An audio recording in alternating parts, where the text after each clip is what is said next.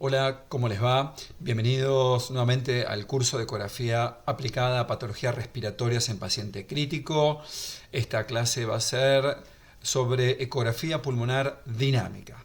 Mi nombre es Leandro Seoane.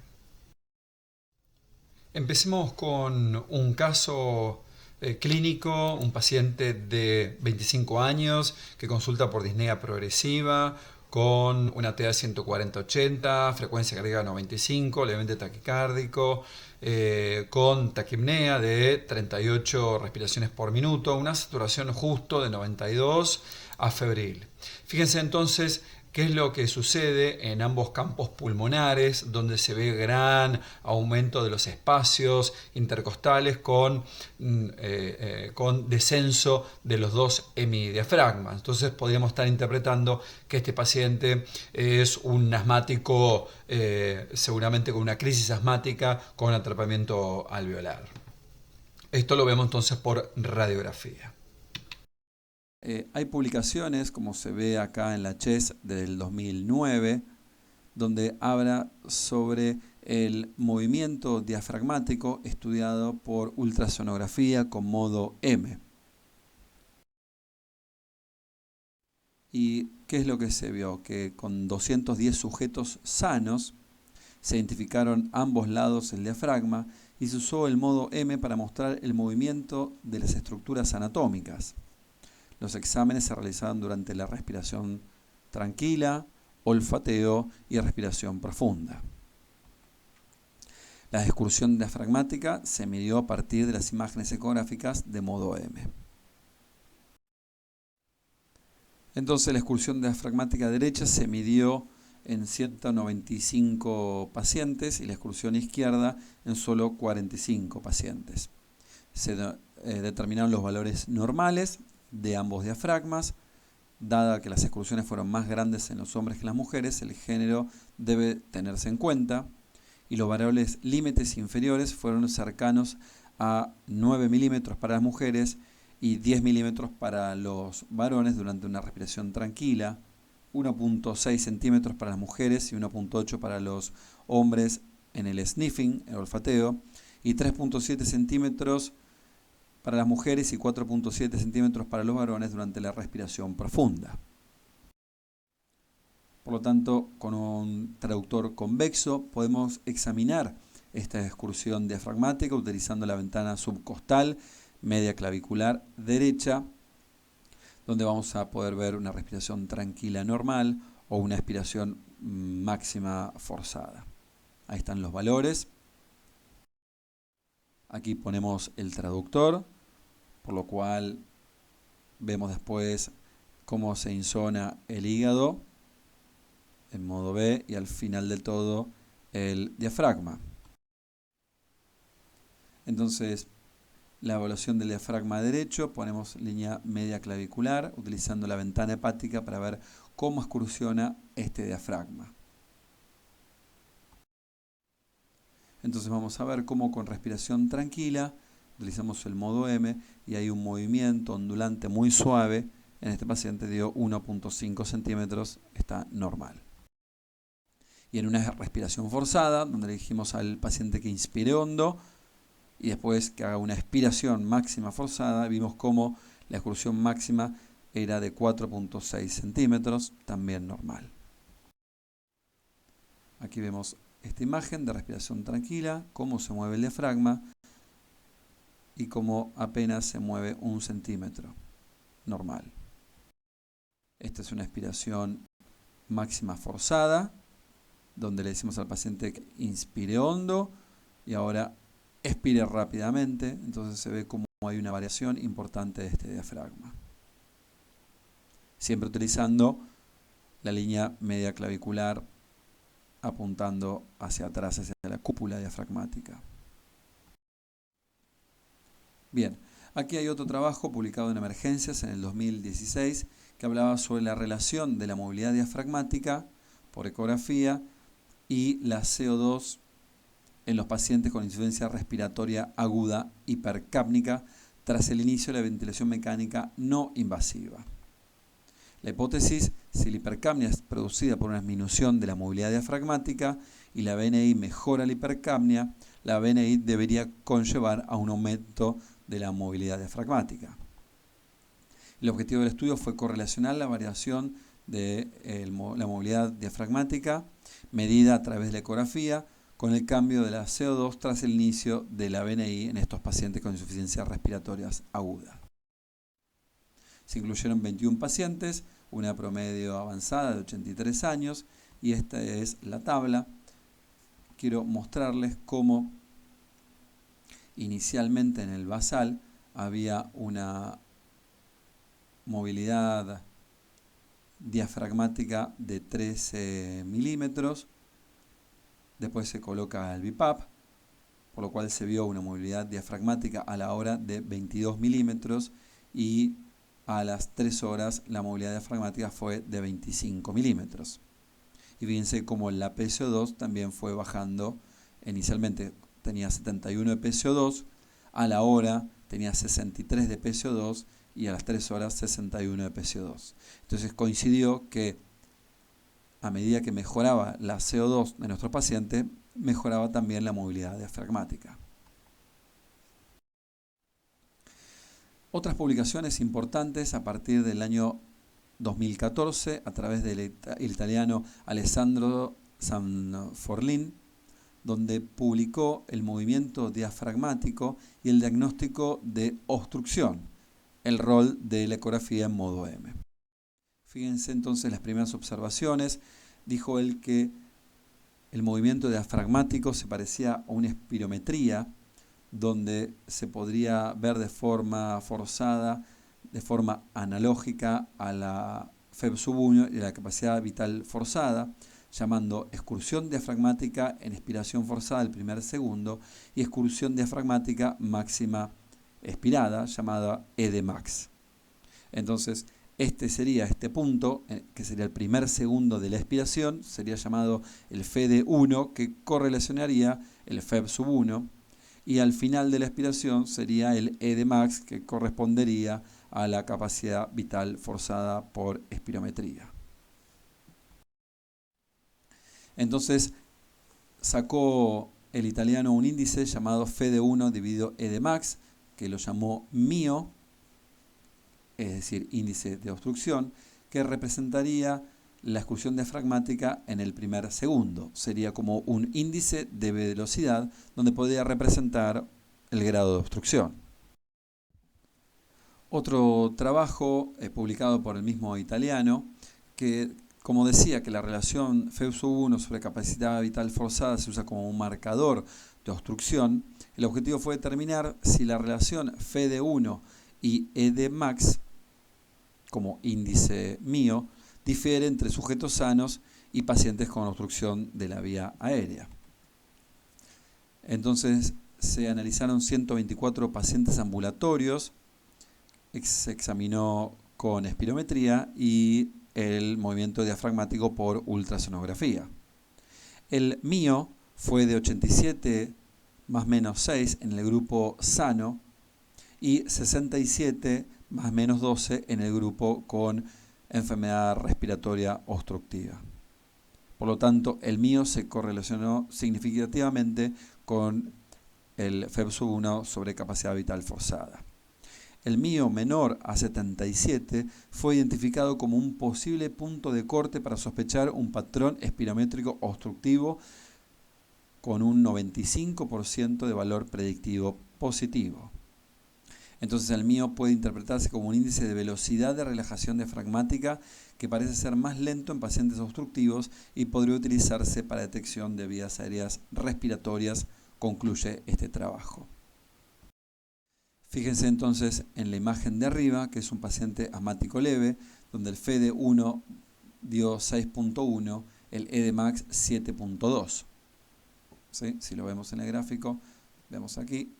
Este es el FED1 y este sería el EDMAX. Y abajo vemos un asmático severo donde el FED es de 4.7 aquí y el EDMAX de 9.6. Por lo tanto, el MIO en este paciente asmático leve dio 84 y obviamente abajo, si dividimos 4.7 dio 9.6, nos da un mío de 58. Es decir, este sí representa un patrón obstructivo. Vemos acá entonces una excursión diafragmática normal, donde visualizamos a partir de la expiración el primer segundo y prácticamente el FED 1 da lo mismo que el EDMAX. En cambio, en este paciente, al primer segundo medimos cuánto mide el FED 1, donde nos da 2.3 y el EDMAX nos da 10.16 centímetros. Por lo tanto, vemos cómo la rampa de expiratoria es mucho más lenta, por lo cual estamos frente a un patrón obstructivo con un mío de un número de 22, ¿no? Si dividimos 2.3 dividido 10 nos da 23, ¿no?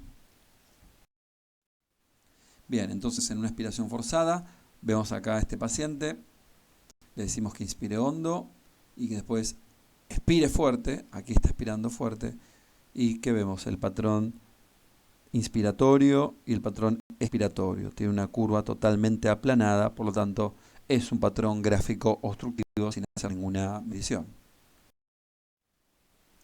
Vamos al último punto, que hablamos sobre el retiro de la ventilación mecánica y cuál es el uso de la ultrasonografía en el Winning. Pacientes en unidades de cuidado intensivo con apoyo ventilatorio mecánico, se documenta un fallo en la extubación en un promedio de un 25%. Se ha demostrado que la atrofia diafragmática durante la ventilación mecánica ocurre tempranamente previo al desarrollo de la atrofia muscular periférica. Y la PIP podría acelerar el proceso de atrofia, ya que posicionaría al diafragma inactivo en una situación de acortamiento. Hay publicaciones ya de hace más o menos unos 20 años, donde Xiang y colaboradores realizaron un estudio prospectivo observacional. Su objetivo fue demostrar los movimientos identificados por ultrasonografía son un predictor de extubación. Entonces vio que con un valor de corte de movimiento diafragmático de 1.1 centímetro tiene un 84% de sensibilidad y un 82% de especificidad para predecir una extubación exitosa. Este otro trabajo, publicado en la Australian Critical Care, evaluaron 54 pacientes que pasaron con éxito la prueba de ventilación espontánea, habiendo cumplido el protocolo de destete. Se reportaron que 50 pacientes extubados exitosamente habían presentado un valor medio de excursión diafragmática en respiración tranquila, más de 15 milímetros, con una muy buena sensibilidad y especificidad, y una fracción de engrosamiento diafragmático mayor al 34%, con una sensibilidad del 90% y una especificidad del 64%. Entonces vamos a explicar lo que es la medición del grosor diafragmático, donde para su abordaje se toma un traductor planar o lineal en decúbito supino, se posiciona la sonda entre un octavo noveno espacio intercostal, línea medio axilar. Se aprecian las tres capas distintas: una capa central hipoecogénica, que es el diafragma, rodeada de dos capas hiperecogénicas, que es la peritoneal y la pleural. Se toman medidas de grosor diafragmático en inspiración y expiración, y la fracción de engrosamiento diafragmático o delta del grosor diafragmático se calcula con la siguiente fórmula. Es el diámetro máximo en inspiración menos el diámetro mínimo en expiración dividido el diámetro máximo de expiración multiplicado por 100. Aquí vemos entonces el modo B, el modo M, y acá vemos cómo se engruesa en la inspiración y cómo se afina en la expiración. Miren esta imagen entonces, donde se visualiza, este es mi diafragma, en una inspiración cómo se engruesa y en una expiración cómo se afina. Aquí da en el máximo 3 milímetros, en el mínimo 1.2 milímetros, por lo cual hacemos la cuenta, máximo menos mínimo dividido máximo, y acá dio una fracción de acortamiento de un 60%. Estamos hablando que más de 34 es normal. Aquí tenemos un caso clínico de un paciente de 49 años que ingresa por un ACV en ARM prolongado con winning dificultoso y se encuentra ventilado con una presión de soporte de 10 y PIP de 5. Fíjense entonces aquí en esta imagen cómo se ve el diafragma y el movimiento de diafragma hace esta ondulación, por lo cual el diafragma tiene una excursión aproximadamente de 1.8 centímetros, es decir, 18 milímetros, que es lo correcto, como dijimos que a partir de 15 milímetros es normal. Bueno, acá en este caso estamos viendo cómo se engruesa el diafragma y prácticamente, si ustedes ven, tanto en la inspiración como en la expiración hay muy poca variabilidad, ¿no?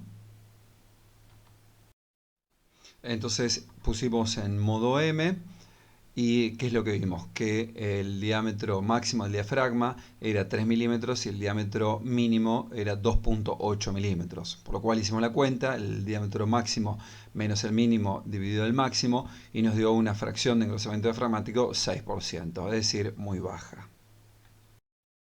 Este es el informe, por lo cual el informe ecográfico tiene que aparecer cómo está seteado el respirador, es decir, qué modalidad de winning, ¿no? En este caso presión de soporte de 10 y una PIP de 5. Y bueno, lo que expresa aquí que en respiración tranquila 1.8 centímetros, que para los varones está muy bien, 1.8 más menos 0.3, pero la fracción de engrosamiento diafragmático 6% por un normal de mayor a 34%. Bueno, les presento otro caso clínico. Esta es una paciente femenina de 56 años de edad con antecedente de POC que había sido ventilada por una reagudización, por lo cual fuimos a hacerle una excursión diafragmática y una fracción de acortamiento. Estaba en winning en una presión de soporte de 8 y con 5 de PIP. Fíjense, esta es la excursión diafragmática de la paciente.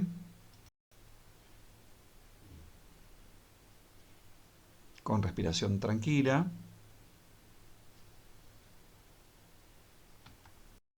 Y fíjense, entonces medimos cuánto fue la distancia de su excursión diafragmática en respiración tranquila desde el pico hasta el valle y nos dio 1.6 centímetros. Es decir, estaba dentro del rango normal.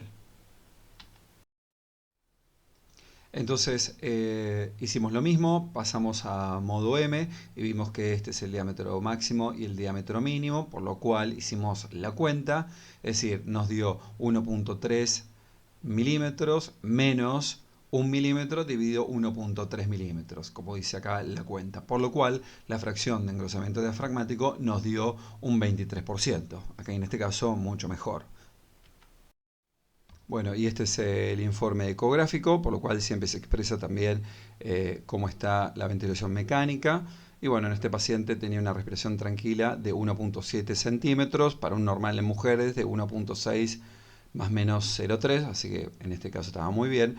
Y la fracción de engrosamiento diafragmático en un 23%. En este caso estaba mucho mejor, se acercaba al 34%. De hecho, la paciente creo que a las 48 horas fue extubada. La valoración diafragmática y la disfunción en pacientes graves. Hay un review publicado en 2016 que habla que los puntos de corte para determinar una correcta extubación tiene que ser el diafragma, una respiración tranquila más de 10 milímetros con una fracción de afinamiento diafragmático entre 30 y 36%.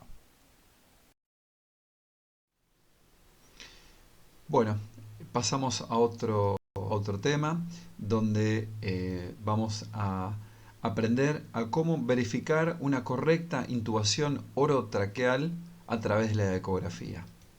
Fíjense, acá estamos con un traductor planar a nivel del cuello, donde estamos viendo acá lo que es la tráquea, y estos son los lóbulos de la glándula tiroides. Esta es la carótida común derecha, carótida común izquierda, y fíjense cómo el esófago pasa del lado izquierdo de la tráquea.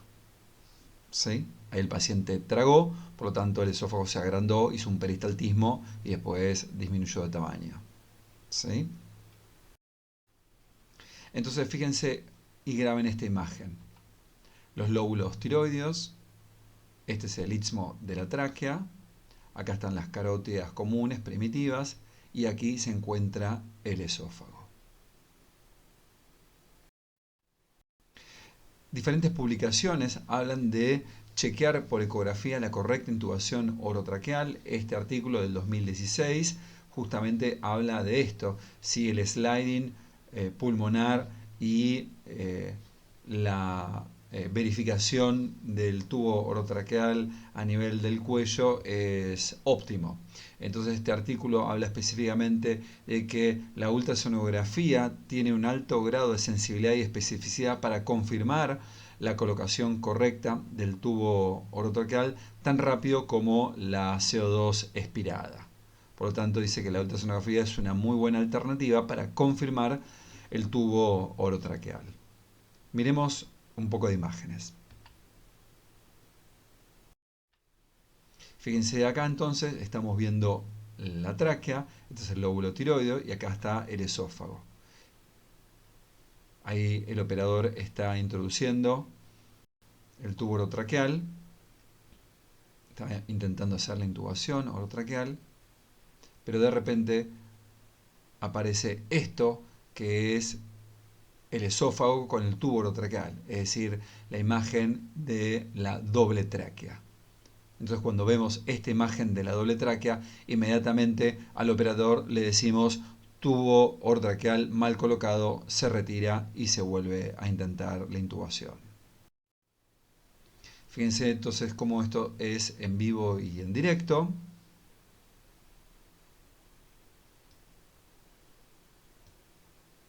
¿No? Fíjense que acá está la vía aérea, acá está las carótidas, por acá está el esófago. ¿Sí? Bien, acá está el tubo orotraqueal, que en vez de estar pasando por la glotis, se está yendo a la vía digestiva. Está introduciéndose el tubo orotraqueal, fíjense, y cómo acá de repente se hace la imagen de la doble tráquea. Ahí está. Entonces confirmamos que está incorrectamente colocado el tubo orotraqueal, por lo tanto se le dice al operador que lo saque y que intente nuevamente con un nuevo tubo. Fíjense acá como nosotros nos ponemos con el traductor del lado izquierdo de la tráquea. Acá está la tráquea y por acá abajo está el esófago. Fíjense que está por acá. Entonces nos ponemos de la mitad del cuello hacia la izquierda. Acá estamos bolseando. Estamos haciendo la preoxigenación. Ya se pasaron las drogas adecuadas. Se procede a la intubación orotraqueal. Fíjense el traductor aquí, de la mitad a la izquierda.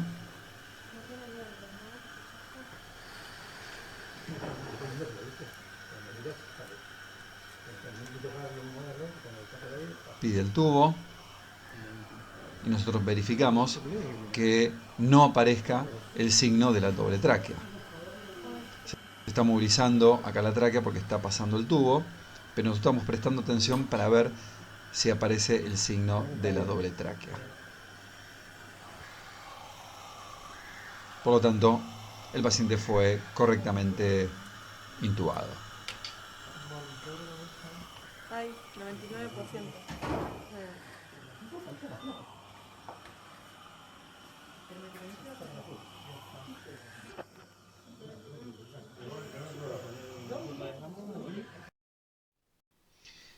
¿Tuvo orotraqueal en el esófago? ¿Sí o no? Fíjense esta imagen. Tráquea y el signo de la doble tráquea.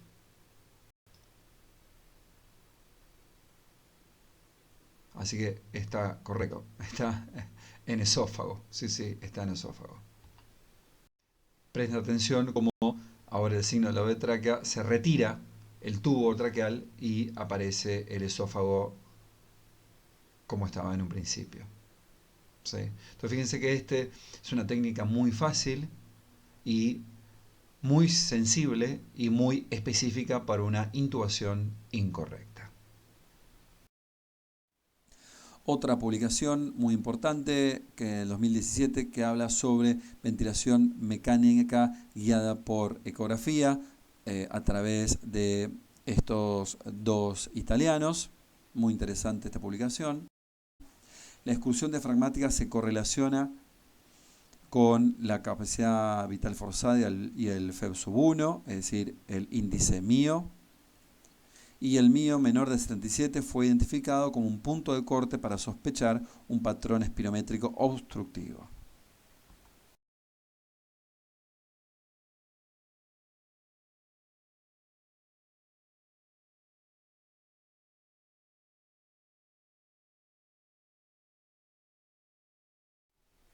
La segunda conclusión sería que un winning exitoso es cuando hay una excursión diafragmática mayor a 15 milímetros y una fracción de engrosamiento diafragmático mayor a un 34%.